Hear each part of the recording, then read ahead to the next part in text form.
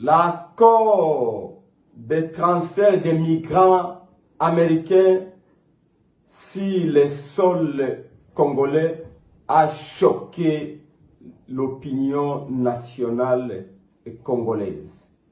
Et ceci pour deux raisons.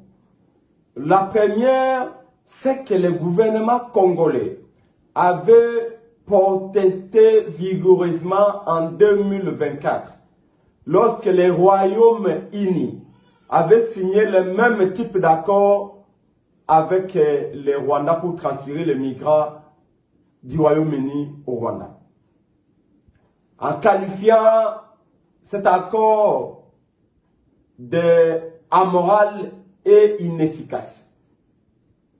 Deuxième raison, c'est que le président américain Donald Trump a qualifié les migrants aux États-Unis de terroristes, de voyous, de prisonniers, de criminels, de bandits, de pédophiles qui ne pouvaient plus résider sur le sol américain et qu'il faut à tout prix envoyer vers les pays du tiers-monde, des républiques bananières comme la RDC.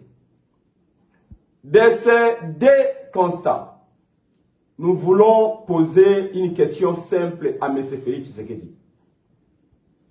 Quand est-ce qu'il a signé l'accord de transfert des migrants américains au Congo? Pourquoi et pour l'intérêt de qui? En effet, le Congo a plus de 6 millions de déplacés internes.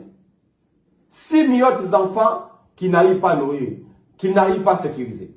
Le long de ces frontières, avec le Rwanda, l'Ouganda, le Burundi et d'autres pays frontaliers, il y a près de 3 millions de Congolais qui sont réfugiés, qui n'ont ni eau ni électricité, qui manquent à manger, comme en Ouganda, où les Congolais meurent chaque jour dans les camps de déplacés, dans les camps de réfugiés, alors que le gouvernement de M. Félix Tshisekedi est incapable de les protéger et de prendre soin d'eux. Comment expliquer qu'alors que le pays est en guerre, alors que Kinshasa est dans l'insécurité absolue, qu'on accepte que ces migrants, ces réfugiés, que Donald Trump lui-même qualifie de dangereux pour son pays, des criminels, des terroristes, on puisse les déporter jusqu'au Congo, à Kinshasa, une mégalopole qui est déjà dans l'insécurité totale. La raison de cette capitulation est simple. Pour obtenir un troisième faux mandat, Félix Tshisekedi est prêt à tout. Même à faire de son pays un camp de réfugiés à ciel ouvert. Pour la coalition Lamuka, pour la DD Congo et pour le peuple congolais, ceci est une trahison. D'où Lamuka recommande au Congrès américain